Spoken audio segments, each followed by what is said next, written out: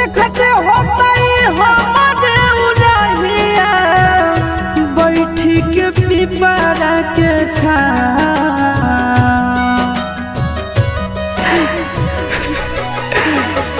देखते होता हमारे उड़हिया बैठी के पिपरा के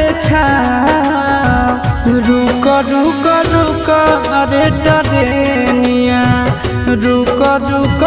रुक रे टरेनिया ले ले चल जनुआ के गाँव रुक रुक रुक रे टरेनिया।